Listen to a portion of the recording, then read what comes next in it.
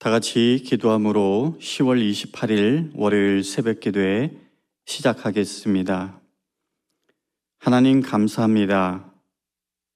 주님을 믿는 우리들 허락하시는 한 주간의 삶의 주도권을 주님께 내어드리며 살아가기를 소원하는 마음으로 이 시간 먼저 예배로 나아갑니다.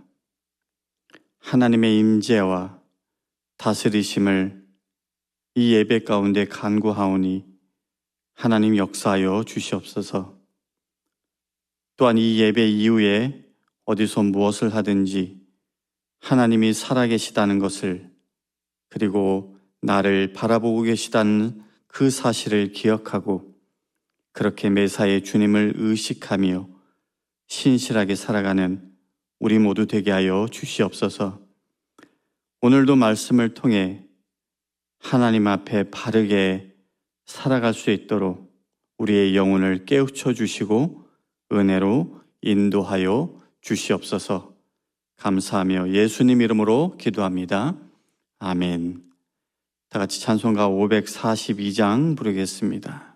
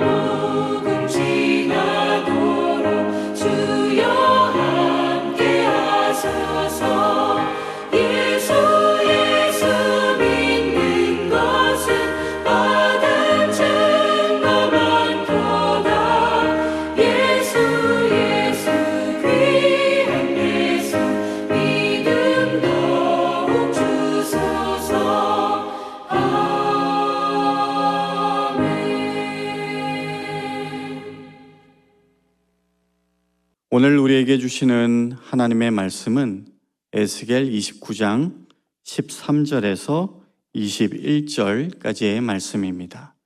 제가 봉독하겠습니다. 주 여호와께서 이같이 말씀하셨느니라. 40년 끝에 내가 만민 중에 흩은 애굽 사람을 다시 모아내되 애굽에 사로잡힌 자들을 돌이켜 바드로스 땅 곧 그 고국 땅으로 돌아가게 할 것이라. 그들이 거기에서 미약한 나라가 되되 나라 가운데 지극히 미약한 나라가 되어 다시는 나라들 위에 스스로 높이지 못하리니 내가 그들을 감하여 다시는 나라들을 다스리지 못하게 할 것임이라. 그들이 다시는 이스라엘 족속의 의지가 되지 못할 것이요 이스라엘 족속은 돌이켜 그들을 바라보지 아니하므로 그 죄악이 기억되지 아니하리니 내가 여호와인 줄을 그들이 알리라 하셨다 하라.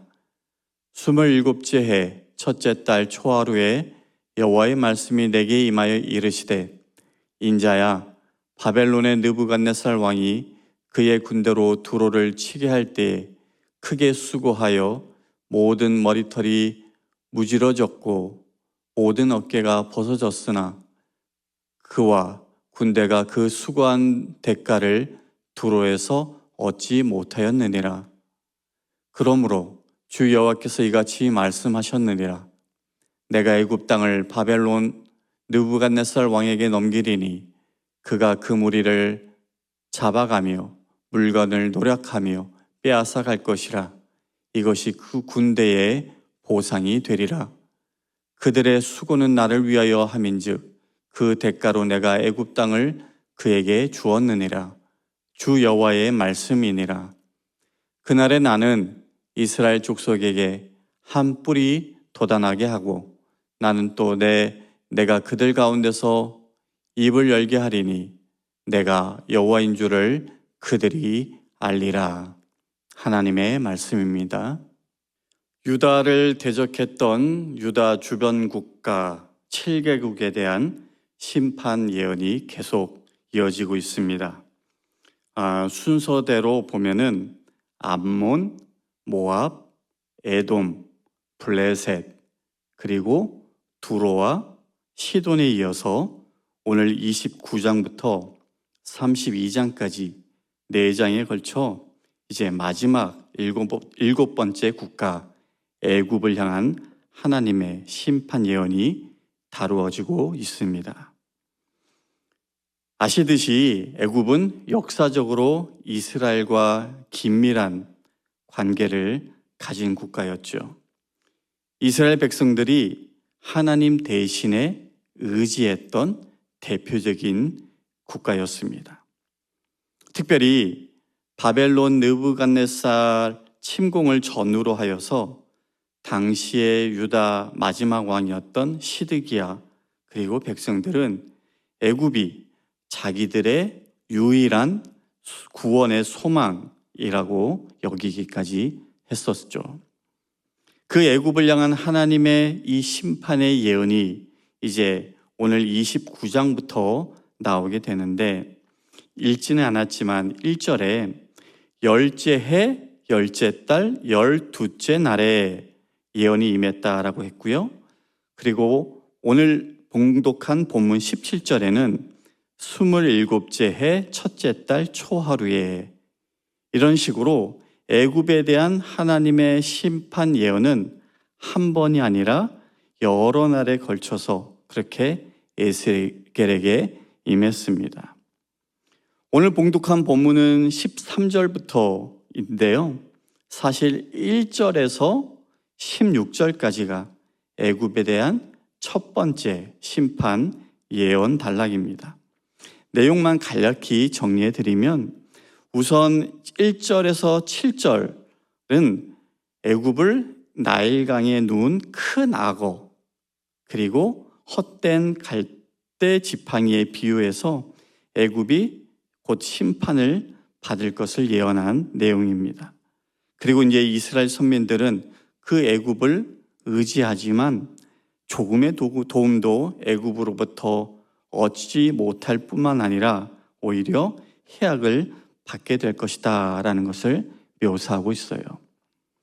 그리고 이제 이 8절부터 16절까지는 애굽에 임할 하나님의 공의로운 그 심판을 보다 구체적으로 제시하는 내용인데요.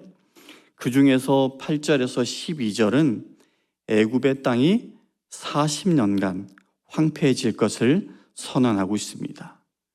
그리고 그로 인해서 애굽 사람들은 여기저기 곳곳에 흩어지게 될 것을 예언했는데 오늘 13절은 그렇게 흩어진 애굽 사람들이 40년이 지나서 40년 이후에 다시 돌아올 올 것이다 라는 예언의 말씀을 하고 있어요.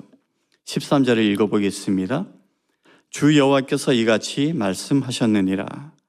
40년 끝에 내가 만민 중에 흩은 애굽 사람을 다시 모아내되, 즉 하나님의 은혜로 애굽이 회복될 것을 예언한 거죠.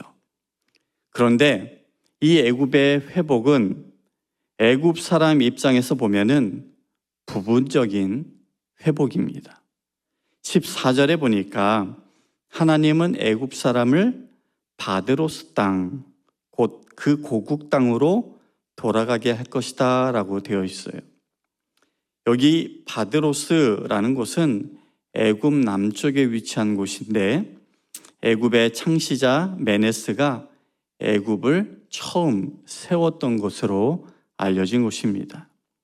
즉 하나님은 애굽을 회복시키기는 하지만 처음 그들이 나라를 세웠던 그 바드로스 땅만 다스리도록 할 것이다 라고 예언한 겁니다. 해서 14절 끝부분에 보면은 그들이 거기에서 미약한 나라가 되되라고 나오죠. 이것도 그와 같은 사실을 뒷받침해 준다 하겠습니다. 그리고 이제 또 같은 표현이 15절에서도 이어지고 있는데요.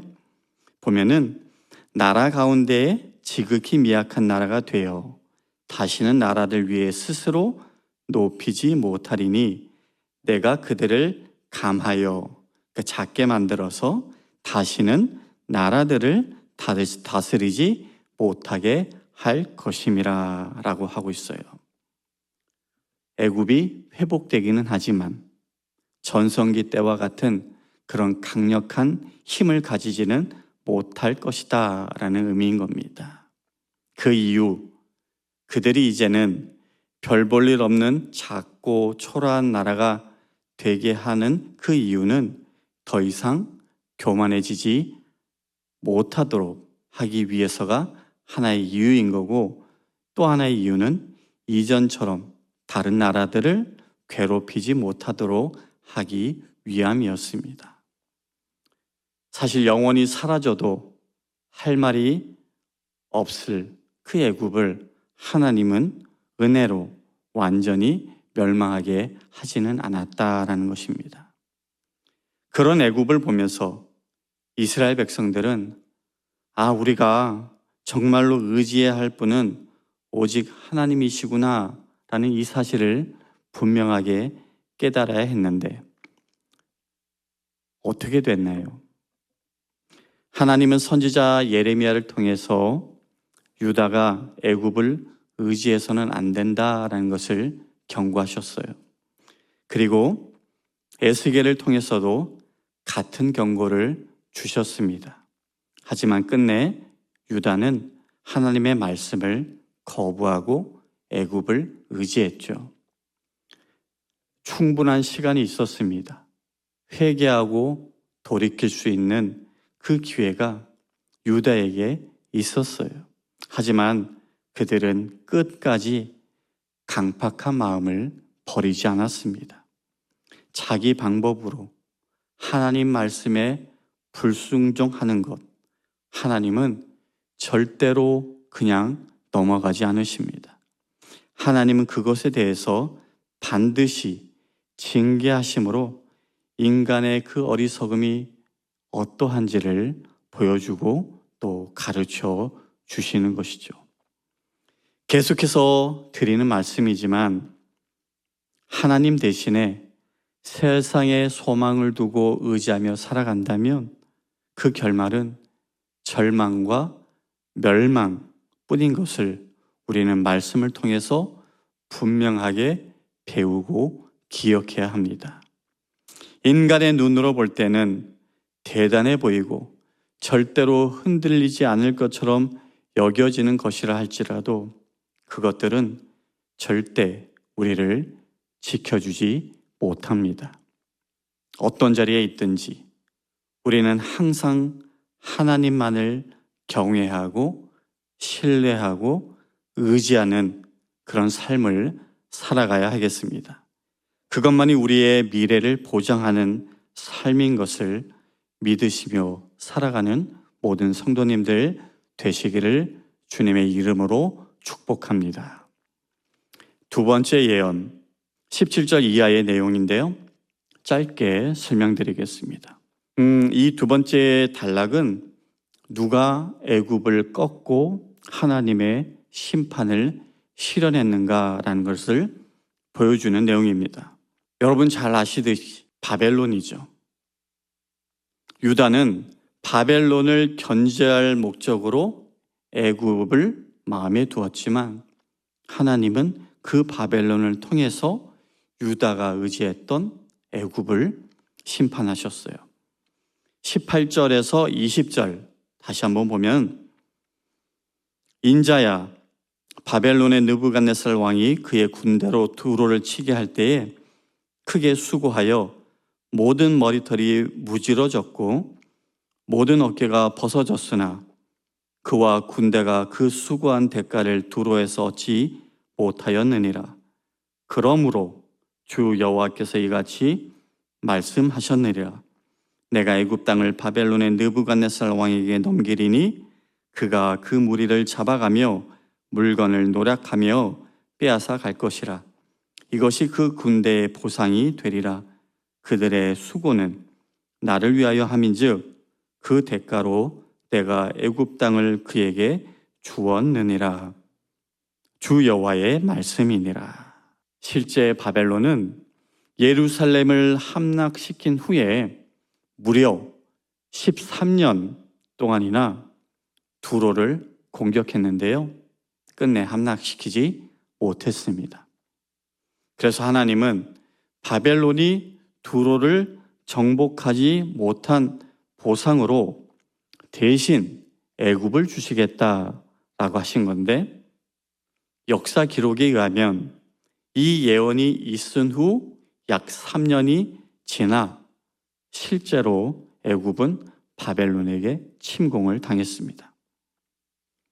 어쨌든 이 두 번째 예언 단락에서 중요한 것은 하나님이 바벨론을 당신의 심판의 도구로 삼으셔서 당신의 섭리를 이루셨다라는 것이고요. 또 하나 중요한 것은 21절, 그날에 나는 이스라엘 족속의 한 뿔이 돋아나게 하고 나는 또 내가 그들 가운데서 입을 열게 하리니 내가 여호와인 줄을 그들이 알리라. 이 말씀에서 한 뿔에 대한 계시입니다. 시편 132편 17절, 내가 거기서 다윗에게 뿔이 나게 할 것이라. 내가 내 기름 부음 받은 자를 위하여 등을 준비하였도다 라고 하는데요. 이것은 다윗에게서 난 뿔이 기름 부음 받은 자, 즉 메시아인 것을 증거하는 내용이에요. 그런 점에서 오늘 21절은 궁극적으로 메시아, 그리스도께서 오셔서 이루실 그 하나님 나라의 확장을 예언하는 내용이다라고 우리가 이해할 수 있는 것이죠. 이렇게 오늘 본문은 애굽은 하나님의 심판으로 말미암아 보잘것없는 초라한 나라가 되지만 이스라엘은 메시아로 인해서 다시 구원을 받아 온전한 하나님의 나라로 서게 된다라는 이 두 가지 사실을 우리에게 대조적으로 보여주고 있습니다. 세상의 역사는 바벨론의 그 애굽 침공을 어떻게 보면 바벨론의 패권주의에서 비롯된 것이다 라고 보고 있죠. 하지만 성경은 바벨론의 그 애굽 침공이 애굽의 교만을 심판하고자 하신 하나님의 섭리에서 비롯된 것임을 우리에게 분명하게 말씀해 주고 있습니다. 하나님은 단순히 이스라엘의 역사만을 다스리는 분이 아니라 온 천하를 주권적으로 통치하시고 다스리는 분이다라는 것을 바벨론으로 애국을 치게 하셨다라는 그 사실을 통해서 우리에게 말씀해 주고 있는 것이죠. 말씀을 정리하겠습니다. 오늘 예언의 말씀은 세상 권세가 정말 덧없는 것임을 우리에게 다시 한번 알려줍니다. 아무리 대단해 보이는 권세라 하도 하나님 말씀 앞에 철저히 무너져 가는 것을 본 그 에스겔, 하나님이 얼마나 위대한 분인가를 다시 한번 깨달았을 것입니다. 우리들도 마찬가지로 오늘 말씀을 통해서 강대한 나라들을 일으키기도 하시고 주권을 따라서 멸하기도 하시는 전능하신 하나님을 바라보고 믿어야 할 것입니다. 선지자 이사야가 이사야 40장 17절에서 이런 고백을 했어요. 그의 앞에는 모든 열방이 아무것도 아니라 그는 그들을 없는 것 같이 빈 것 같이 여기시느니라. 여전히 부족한 우리들에게 날마다 은혜 주시는 하나님께 이제는 겸손히 엎드려서 더욱더 충성하고 순종하고 하나님의 그 절대 주권을 인정하고 하나님을 경외하며 그렇게 말씀 가운데 믿음 가운데 살아가는 저와 여러분 우리 모두가 될 수 있기를 주님의 이름으로 간절히 축원합니다. 기도하겠습니다. 세상을 창조하신 하나님, 이전에도 지금도 그리고 앞으로도 온 세상을 다스리시고 주관하시는 분 오직 우리 하나님 한 분인 줄로 믿습니다. 세상의 헛된 것들을 의지하다가 멸망당한 유다처럼 살지 않게 도와주시고 오직 주님만을 바라보고 의지하며 그렇게 믿음 안에서 살아가는 우리 모두 되게 주님 인도하여 주시옵소서. 하나님의 섭리와 주권을 굳게 믿고 말씀에 순종하며 살아가는 우리 모두 될 수 있도록 주님 도와주시옵소서. 이제는 우리 주 예수 그리스도의 은혜와 하나님 아버지의 극진하신 사랑과 성령님의 감화감동 교통하심이 오늘도 겸손히 주님 한 분만을 의지하며 살기를 결단하고 나아가는 모든 성도님들 머리 위에 지금부터 영원까지 함께 하시기를 간절히 축원하옵나이다. 아멘.